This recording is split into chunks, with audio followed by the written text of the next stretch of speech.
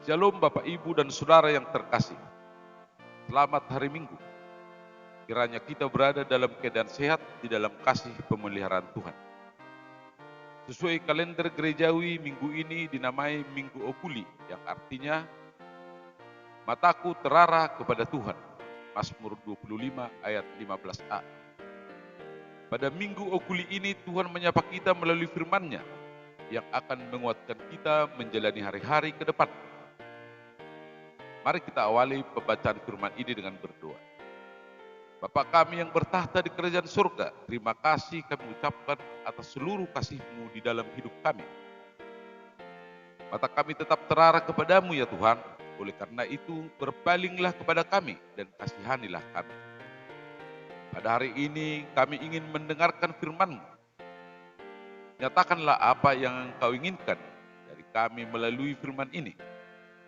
Kiranya Roh Kudus memimpin hati dan pikiran kami, dan semoga firman-Mu ini menguasai kehidupan kami. Sempurnakanlah doa kami ini ya Bapa, yang kami alaskan hanya di dalam nama anak-Mu Yesus Kristus Tuhan kami. Amin. Bapak, Ibu, dan Saudara sekalian yang terkasih, di dalam epistel pada minggu ini kita telah membaca tentang hukum manakah yang terutama dari 10 hukum Taurat. Menurut Yesus, ke-10 hukum Taurat itu dibagi ke dalam 2 hukum utama. Bagian yang pertama adalah kasihilah Tuhan Allah-Mu dengan segenap hatimu, dengan segenap jiwamu, dan dengan segenap akal budimu. Dan bagian yang kedua adalah kasihilah sesamamu manusia seperti dirimu sendiri. Itulah inti dari 10 hukum Taurat yang tidak boleh dipisahkan. Dan pada khotbah minggu ini tanggal 7 Maret tahun 2021, Tuhan mengajar kita untuk memahami dan mengerti tentang hukum Taurat yang pertama sampai dengan yang keempat, yang menjadi hukum utama yang pertama.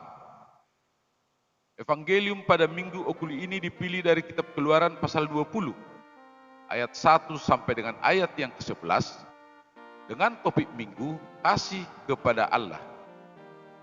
Marilah kita dengarkan bersama-sama. Saya akan membacakannya untuk kita.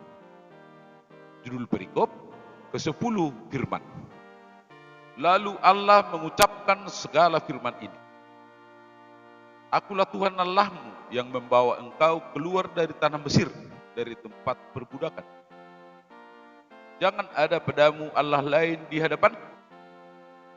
Jangan membuat bagimu patung yang menyerupai apapun yang ada di langit di atas, atau yang ada di bumi di bawah, atau yang ada di dalam air di bawah bumi. Jangan sujud menyembah kepadanya atau beribadah kepadanya. Sebab aku Tuhan Allah-Mu adalah Allah yang cemburu, yang membalaskan kesalahan bapa kepada anak-anaknya, kepada keturunan yang ketiga dan keempat dari orang yang membenci aku.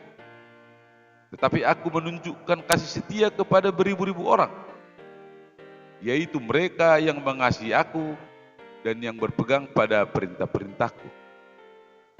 Jangan menyebut nama Tuhan Allah-Mu dengan sembarangan, sebab Tuhan akan memandang bersalah orang yang menyebut namanya dengan sembarangan. Ingatlah dan kuduskanlah hari Sabat. 6 hari lamanya engkau akan bekerja dan melakukan segala pekerjaan. Tetapi hari ke-7 adalah hari Sabat Tuhan Allah-Mu. Maka jangan melakukan sesuatu pekerjaan, engkau atau anakmu laki-laki, atau anakmu perempuan, atau hambamu laki-laki, atau hambamu perempuan, atau hewanmu, atau orang asing yang di tempat kediamanmu. Sebab 6 hari lamanya Tuhan menjadikan langit dan bumi, laut dan segala isinya, dan ia berhenti pada hari ke-7. Itulah sebabnya Tuhan memberkati hari Sabat dan menguduskannya. Demikian firman Tuhan. Bapak, Ibu, dan Saudara yang terkasih, nats ini adalah tentang ke-10 firman yang disampaikan oleh Allah kepada Musa dan seluruh umat Israel yang hidup di dalam pengembaraan setelah keluar dari perbudakan Mesir menuju tanah Kanaan, tanah perjanjian. Bagian ini adalah titah pertama sampai dengan titah yang keempat, yang berisikan kasih kepada Allah. tentang siapa Allah bagi umat Israel. Nats ini diawali dengan firman Allah, yakni, "Akulah Tuhan Allahmu yang membawa engkau keluar dari tanah Mesir, dari tempat perbudakan." Demikian firman Tuhan. Intisari dari nats ini adalah, yang pertama, "Akulah Tuhan Allahmu, tidak boleh ada Allah lain kecuali aku." Maksudnya adalah bahwa manusia harus lebih takut, lebih kasih, dan lebih yakin dan percaya kepada Allah daripada segala-galanya.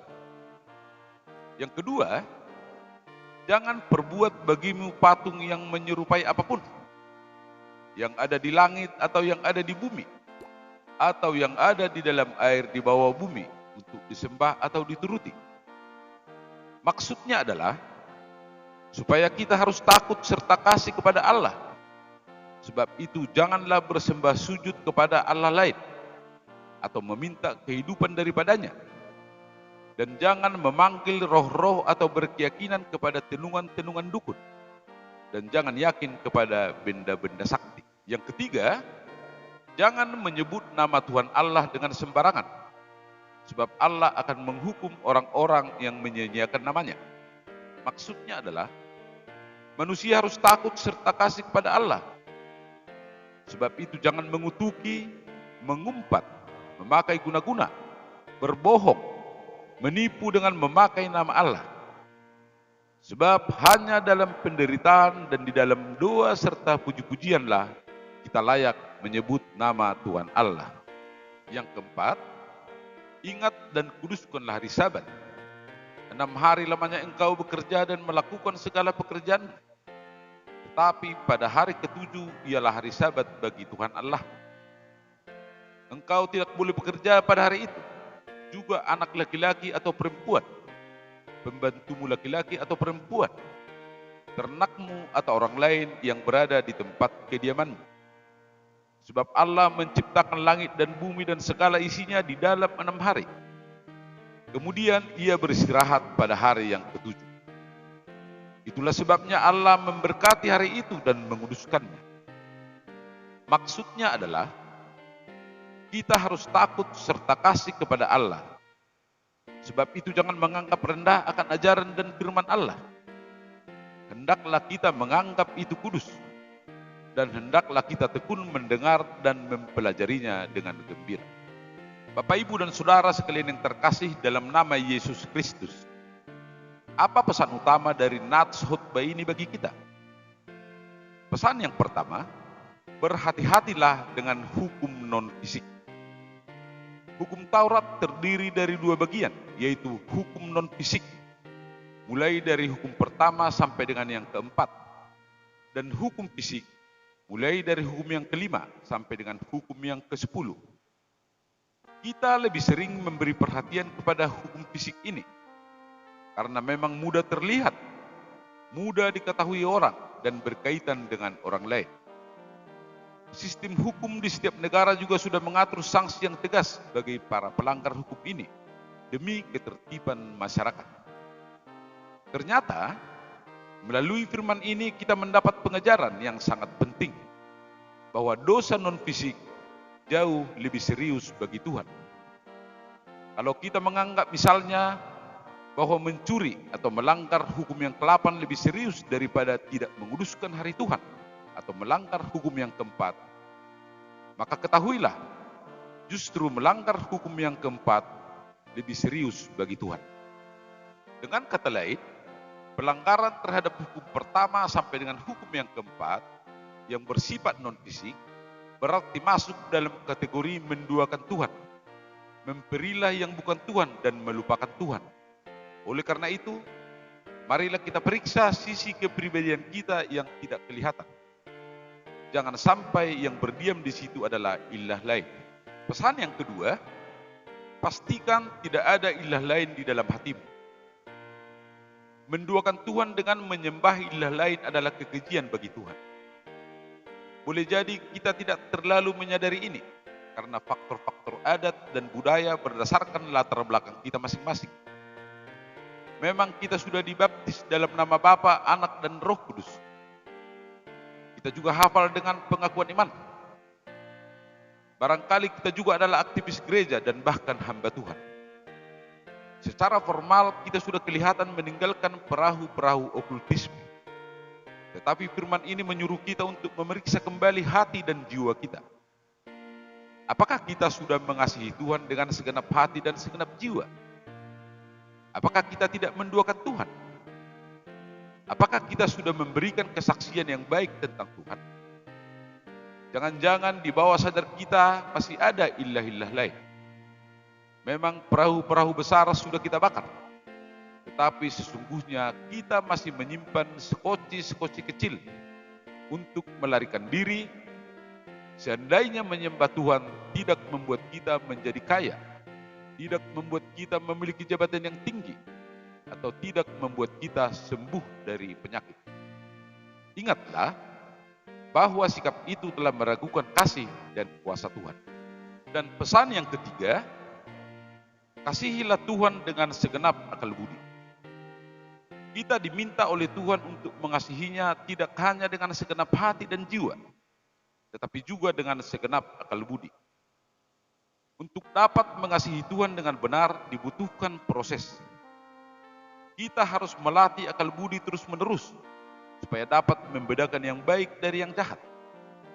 Kita harus bertumbuh secara akal dan intelektual. Harus rajin membaca dan belajar firman Tuhan serta berdoa dengan teratur. Hal itu akan semakin menerangi akal budi kita, dan proses itu akan mendewasakan iman kita. Akal budi yang sudah terlatih dengan baik akan memungkinkan kita mengasihi Tuhan dengan dewasa dan bertanggung jawab.